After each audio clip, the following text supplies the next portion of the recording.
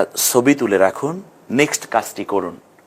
আর এ ফাঁকে আমি যেটা করব তা হচ্ছে যে জবাবটা কি হবে সেটা আমি দিয়ে দেব, অথবা আপনি এ ফাঁকে চিন্তা করে নিতে পারেন।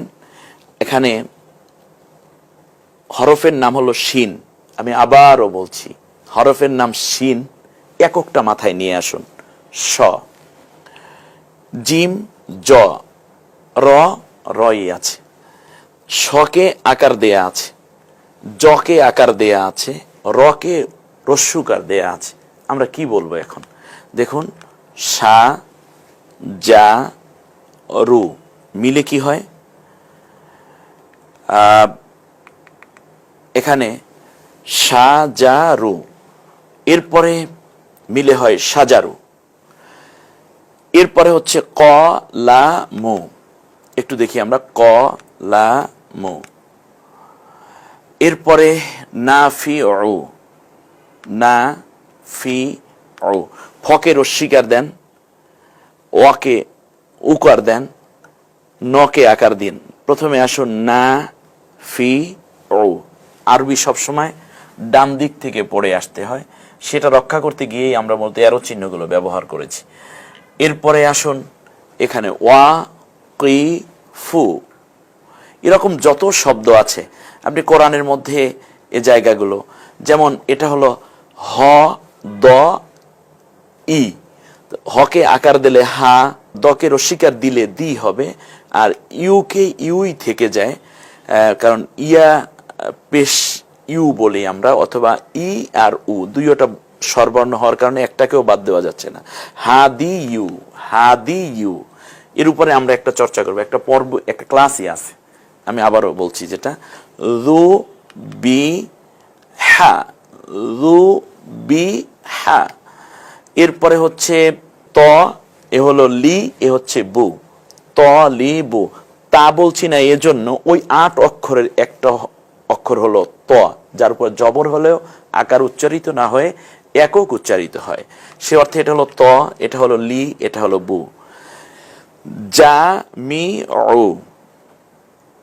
প্রিয় শিক্ষার্থী বন্ধুরা, আমরা এতক্ষণ পর্যন্ত জের, জবর, পেশ এর ব্যবহারগুলো আমরা শিখলাম। একক, এই শব্দটা মনে রাখতে হবে, আর একক চেনাটাও সহজ। আমি এখন যেই পড়াটা আপনাদের সামনে আসছে, এটাকে আমি একটু হাতে কলমে দেখাতে চাই। আমার বিশ্বাস আপনারা বেশি মনোযোগ সহকারে এই পড়াটুকু নেবেন। আমার এই বোর্ডে এখন 2 মিনিটের পড়া যদি আপনি নিতে পারেন, আপনি সারা জীবনের জন্য এটা শিখে কোরআন তেলাওয়াত করতে পারবেন। আসুন আমরা দেখি, আমরা এ পর্যন্ত যে বিষয়টা শিখেছি সেটা হচ্ছে, এইটার নাম কি যেন? জের। জের স্বাভাবিকভাবে জের বাংলায় রস্বীকারের কাজ করে, আমরা এটা জেনেছি। এরপরে হলো জবর, জ, ব, র। এই জবর কিসের কাজ করে জানো? জবর হলো আকারের কাজ করে। জবর মানে আকার। এরপরে পেশ, এটার নাম হলো পেশ। পেশ হলো রস্যুকারের কাজ করে। তাহলে জের রস্যিকারের কাজ করে, জবর আকারের কাজ করে, পেশ রস্যুকারের কাজ করে। এর উপরে আমরা দীর্ঘ অনুশীলন করেছি। এবারে আরেকটি নতুন পড়া আসবে, এটা জের, আর এর সাথে আরেকটি পরিভাষা আছে আরবিতে। এই জেরটা হয়তো 70 ডিগ্রি অ্যাঙ্গেলে আছে, হ্যাঁ, কিন্তু আমি এখন আরেকটা জের আপনাদেরকে দেব, সেটা হচ্ছে অ্যাঙ্গেল না, সে একেবারে স্ট্রেট, সোজা। এইটাকে বলে খাড়া জের। তাহলে এটা হলো জের, আর এটার নাম হলো খাড়া জের। মানে এটা তো সোজা আছে, এই জন্য দাঁড়িয়ে যাও, বা যে লোকটা খাড়া হয়ে আছে এভাবে স্ট্রেট, যেমন ঠিক তেমনি এটা হচ্ছে খাড়া জের। আমি একটু লিখে নেই নিচে, খাড়া জের।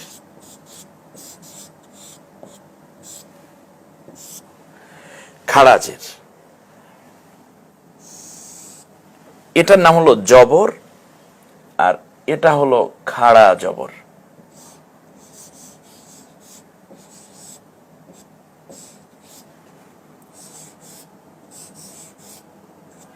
খাড়া জবর, এইটার নাম হলো পেশ। দেখুন একটু নাইনের মতো পেশ। এটাকে যদি আমরা উল্টে দিই তাহলে 6 এর মতো হবে। এটাকে বলি আমরা উল্টা পেশ।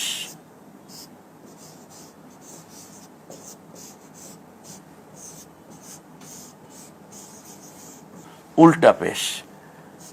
তাহলে এখানে একটা মজার ব্যাপার আছে। তাহলে দেখুন আমরা কয়েকটা পরিভাষা ব্যবহার করলাম। পেশ, উল্টা পেশ, জবর, খাড়া জবর, জের, খাড়া জের। জের রস্যিকারের কাজ করে, খাড়া জেরও রস্যিকারেরই কাজ করে। জবর আকারের কাজ করে, খাড়া জবরও আকারেরই কাজ করে। পেশ রস্যুকারের কাজ করে, উল্টা পেশও রস্যুকারের মতোই কাজ করে। পার্থক্য শুধু একটা জায়গায়, সেটা হচ্ছে এক আলিফ করে টানতে হয় শুধু এই জায়গাগুলোতে। অর্থাৎ যখন খাড়া জবর হবে, তখন খাড়া জের হবে, তখন ইকারই হবে, কিন্তু এক আলিফ টেনে বলতে হবে। যখন জবর হবে কোনো হরফে, তখন আকারই পড়তে হবে ওই এককের সাথে, কিন্তু একটু টেনে বলতে হবে, আর কোনো পার্থক্য নাই। পেশ রস্যুকারী বলতে হবে, শুধু একালিপ টেনে বলতে হবে। আমি এখন কিছু উদাহরণ দেব, সেখানে টেনে বলার ক্ষেত্রে এক আলিফ টেনে বলতে হয়, সেটা বোঝানোর জন্য আমি একটু ডট ডট দেব সামনে, আর কিছু না। আপনারা তখন বুঝবেন যে এখানে একটু টেনে বলতে হয়। আর এখন থেকে আমরা তো থিওরিটাও সংক্ষেপে পেয়ে গেলাম। খারাজের, খাড়া জবর, উল্টা পেশ, এক আলিফ টেনে পড়তে হয়। ব্যাস, আমরা তাহলে এখন আমাদের পড়ায় চলে যাই। আমরা পড়ার মধ্যে দেখব যে এখানে কি কি বিষয় আছে। খারাজের, খাড়া জবর, উল্টা পেশ, তো এসব স্থানে একালিপ টেনে তিলাওয়াত করতে হয়। বা যা বলেছিলাম তাই আবার আপনাদেরকে দেখানোর সুযোগ হলো। আমরা খাড়া জেরের ব্যবহার, খাড়া জেরের আগে একটা কবিরা গুণত জেনে নেই। কোনো মুসলমানের সাথে 3 দিনের বেশি কথা বন্ধ রাখা ও সম্পর্ক ছিন্ন করা কবিরা গুনাহ। আল্লাহ রসুল সাল্লাল্লাহু আলাইহি ওয়াসাল্লাম বলেছেন, এই 3 দিনের মধ্যে কেউ কথা না বলে যদি মারা যায়, তাহলে 2 জন জাহান্নামে যাবে। তবে ওই ব্যক্তি উত্তম যে প্রথমে গিয়ে সালাম দেবে, আসসালামু আলাইকুম। 3 বার সালাম দেওয়ার পরেও যদি উনি জবাব না দেয়, তাহলে তার গুনাহ নিয়ে সে মরে যাবে। কিন্তু এই ব্যক্তি যে সালাম দিল কথা বলার আকাঙ্ক্ষায়, এই ব্যক্তি গুনাহ মুক্ত হয়ে গেল। আসুন নৈতিক শিক্ষার এই জায়গাগুলো আমরা জানার চেষ্টা করছি বারবার। আলহামদুলিল্লাহ, বি ই, ই অকে রস্বীকার দিয়ে ই, বকে রস্বীকার দিয়ে বি, তকে রস্বীকার দিয়ে তি। আমরা চেষ্টা করেছি শুধুমাত্র একটু একটু একটু দেখেন। আপনি এটাকে জি বানান তো দেখি, সহজ না? এটা হলো জ, এটাকে খাড়া একার রস্বীকার দিলেই তো জি হয়ে যাবে। এটা ছিল যেমন ঝি। আমি একটা ছোট্ট উদাহরণ দিয়ে এখান দেখাই। যেমন আপনি এখানে যদি আমরা দেখি, যেমন এটা হলো সি, এটা তো আগেই আমরা শিখেছি।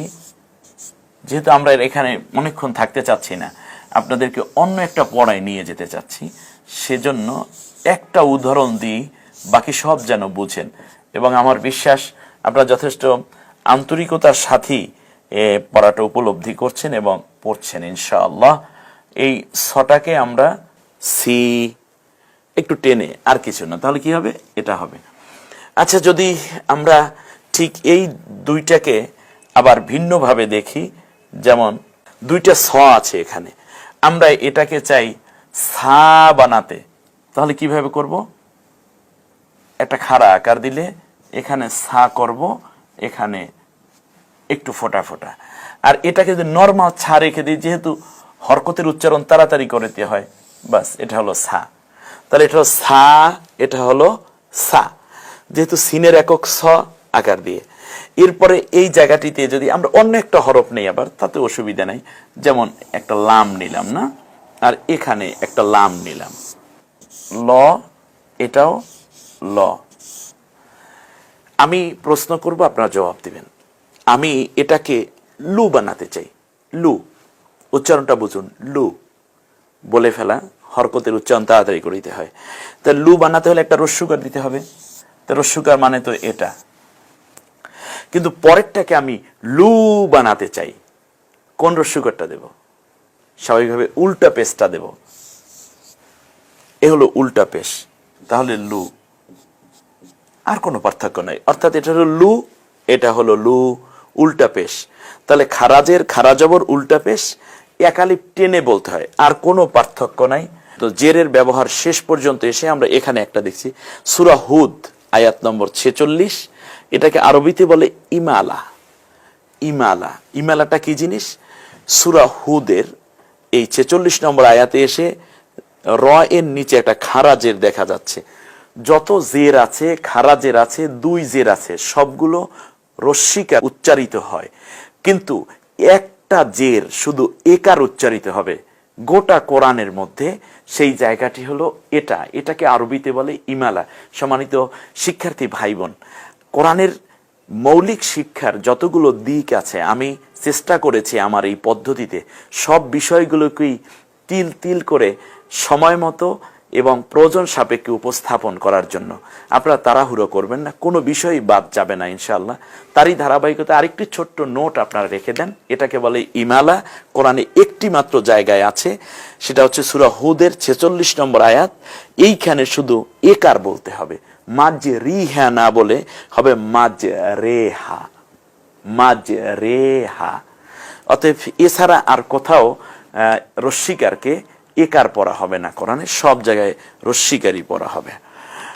আমরা জবরের জায়গায় আসছি, এটা সা, সা, র, রা, দা, ঝা, এই তো এমনি করে করে সব পড়াগুলোই এভাবে যাবে। আমরা ফাঁকে পেশের ব্যবহারটা একটু দেখে নেই। উল্টা পেশের ব্যবহার, পর্দার বিধান লঙ্ঘন করা কবিরা গুনাহ। এরপরে আমরা চলে যাচ্ছি উল্টা পেশের ব্যবহার।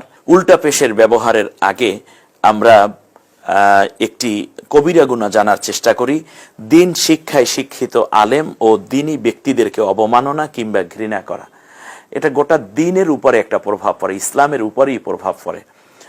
যখন ধর্ম প্রচারক এবং ধর্মের যারা জ্ঞানী তাদেরকে যদি আপনি তুচ্ছ জ্ঞান করেন, তাদেরকে যদি হেয় প্রতিপন্ন করেন, অথবা তাদেরকে যদি আপনি সম্মান দিতে না চান, মৌলিকভাবে দিন ইসলাম কি আসলে আপনি ছোট করছেন। তার কারণ তাদের মাধ্যমেই তো দিনের একটা শিক্ষা সেই আবহমান কাল ধরে গ্রাজুয়ালি চলে আসছে। আপনি তাদেরকে কটাক্ষ করছেন, আপনি ইসলামকে বুঝতে গিয়ে, এবং ইসলামের ক্ষেত্রে আপনার একটি বড় রকমের অনীহা চলে আসবে। অতএব এটা কবিরা গুনাহ হিসাবে ইসলাম স্বীকৃত। সম্মানিত শিক্ষার্থী ভাই বোন, বলতে বলতে আজকের ক্লাসের শেষ দিকে আমরা। আগামী ক্লাসই খারাজের খারাজবর উল্টা পেশ, জের জবর পেশ সব মিলিয়ে একটা চমৎকার মিশ্রণ যে ক্লাসগুলোতে আছে সেইগুলোই ইনশাআল্লাহ আমরা এখন অতিক্রম করতে যাচ্ছি। মূলত আগামী ক্লাসের যে পর্বগুলো থাকবে, এতে আপনার পেছনের সব পড়াগুলোই আপনি পেয়ে যাবেন। তার চেয়ে মজার ব্যাপার হচ্ছে আমরা এখানে অনেক শব্দ প্রয়োগ করেছি, যে শব্দগুলো কোরআনের শব্দ। আপনি এখন কোরআন শুধু পড়ছেন না, বরং কোরআনের আয়াতগুলো আপনি লিখে লিখে তৈরি করছেন। কখনো তৈরি করা আছে সেটা আপনি উচ্চারণ করছেন। এমনি করে করেই আমরা ইনশাআল্লাহ পৌঁছে যাব কোরআনের সেই কাঙ্ক্ষিত মোহনায়। সে পর্যন্ত আল্লাহ রাব্বুল আলামিন আমাদের সকলকে বিএসবি ক্যামব্রিয়ান এসো কোরআন শিখি অনুষ্ঠানের সাথেই থাকার তৌফিক দান করুন, এবং সুস্থতার সাথে আল্লাহ তাআলা আমাদের সকলকে নেক হায়াত দান করুন। আজকের মতো এখানেই বিদায় নিচ্ছি। আসসালামু আলাইকুম ওয়া রাহমাতুল্লাহি ওয়া বারাকাতুহু। সন্তানের উজ্জ্বল ভবিষ্যৎ গড়ে তুলতে প্রয়োজন ডিজিটাল শিক্ষা প্রতিষ্ঠানের পাশাপাশি স্মার্ট ক্লাসরুম এবং ডিজিটাল পদ্ধতিতে পাঠদানে অভিজ্ঞ শিক্ষক মণ্ডলী। শিক্ষার্থীর সময় উপযোগী মাল্টিমিডিয়া ও স্মার্ট বোর্ডের মাধ্যমে পাঠদান, অনলাইনে academic support, programming, language, English course বাধ্যতামূলক। ক্যামব্রিয়ানের প্রতিটি শিক্ষক সৃজনশীল ও ডিজিটাল কন্টেন্ট ডেভেলপমেন্টে প্রশিক্ষণপ্রাপ্ত। শিক্ষার্থীদের জন্য রয়েছে স্কলারশিপ সুবিধা, হোস্টেল, ট্রান্সপোর্ট সুবিধা, প্রাথমিক চিকিৎসা এবং ফ্রিতে এসএসপি ক্লাসের ব্যবস্থা। সকল শিক্ষা উপকরণ প্রতিষ্ঠান থেকে দেওয়া হয়। 10 জন শিক্ষার্থীর জন্য একজন শিক্ষক থাকার ফলে প্রাইভেট পড়ার প্রয়োজন পড়ে না। স্কুলে লেখাপড়ার পাশাপাশি সহশিক্ষা কার্যক্রম যেমন নাচ, গান, বিতর্ক, তাইকোয়ান্দো, হাতের লেখা, art, scouting, BNCC, science club সহ অনেক বিষয়ে ক্যামব্রিয়ান কালচারাল একাডেমির শিক্ষার্থীরা ঈর্ষণীয় সাফল্য অর্জন করছে। ক্যামব্রিয়ানের স্কুল শাখায় প্লে থেকে নবম শ্রেণীতে সরাসরি ভর্তি চলছে। ক্যামব্রিয়ান হতে পারে আপনার সন্তানের পছন্দের প্রতিষ্ঠান। গুণগত ও পরিপূর্ণ ডিজিটাল স্মার্ট শিক্ষা মানেই ক্যামব্রিয়ান। বিএসবি গ্লোবাল নেটওয়ার্ক একটি সেবামূলক ও পরামর্শমূলক প্রতিষ্ঠান। 1993 সালে প্রতিষ্ঠার পর থেকে ভর্তি ভিসা, ভ্রমণ, ইমিগ্রেশন, দেশে বিদেশে ভর্তির সকল তথ্য নিয়ে কাজ করে থাকে। 2 দশক ধরে অভিভাবক ও শিক্ষার্থীদের আস্থার কেন্দ্রবিন্দুতে পৌঁছতে সক্ষম হয়েছে। 100 জন অভিজ্ঞ কাউন্সিলরগণ ভর্তি সম্পর্কিত ফ্রি কাউন্সিলিং, বিদেশি প্রতিনিধিগণের উপস্থিতিতে ফ্রি স্পট অ্যাডমিশনের ব্যবস্থা, আইএসও স্ট্যান্ডার্ড মেনটেন করে কোয়ালিটি সার্ভিস দিয়ে যাচ্ছে। টোটাল এডুকেশনকে নতুন আলোর ঠিকানায় পৌঁছে দেবে। BSB global network, one stop solution for higher education at home and abroad. সন্তানের উজ্জ্বল ভবিষ্যৎ গড়ে তুলতে প্রয়োজন ডিজিটাল শিক্ষা প্রতিষ্ঠানের পাশাপাশি স্মার্ট ক্লাসরুম এবং ডিজিটাল পদ্ধতিতে পাঠদানে অভিজ্ঞ শিক্ষক মণ্ডলী। শিক্ষার্থীর সময় উপযোগী মাল্টিমিডিয়া ও স্মার্ট বোর্ডের মাধ্যমে পাঠদান, অনলাইনে academic support, programming, language, English course বাধ্যতামূলক। ক্যামব্রিয়ানের প্রতিটি শিক্ষক সৃজনশীল ও ডিজিটাল কন্টেন্ট ডেভেলপমেন্টে প্রশিক্ষণপ্রাপ্ত। শিক্ষার্থীদের জন্য রয়েছে স্কলারশিপ সুবিধা, হোস্টেল, ট্রান্সপোর্ট সুবিধা, প্রাথমিক চিকিৎসা এবং ফ্রিতে এসএসপি ক্লাসের ব্যবস্থা। সকল শিক্ষা উপকরণ প্রতিষ্ঠান থেকে দেওয়া হয়। 10 জন শিক্ষার্থীর জন্য একজন শিক্ষক থাকার ফলে প্রাইভেট পড়ার প্রয়োজন পড়ে না। স্কুলে লেখাপড়ার পাশাপাশি সহশিক্ষা কার্যক্রম যেমন নাচ, গান, বিতর্ক, তাইকোয়ান্দো, হাতের লেখা, art, scouting, BNCC, science club সহ অনেক বিষয়ে ক্যামব্রিয়ান কালচারাল একাডেমির শিক্ষার্থীরা ঈর্ষণীয় সাফল্য অর্জন করছে। ক্যামব্রিয়ানের স্কুল শাখায় প্লে থেকে নবম শ্রেণীতে সরাসরি ভর্তি চলছে। ক্যামব্রিয়ান হতে পারে আপনার সন্তানের পছন্দের প্রতিষ্ঠান। গুণগত ও পরিপূর্ণ ডিজিটাল স্মার্ট শিক্ষা মানেই ক্যামব্রিয়ান।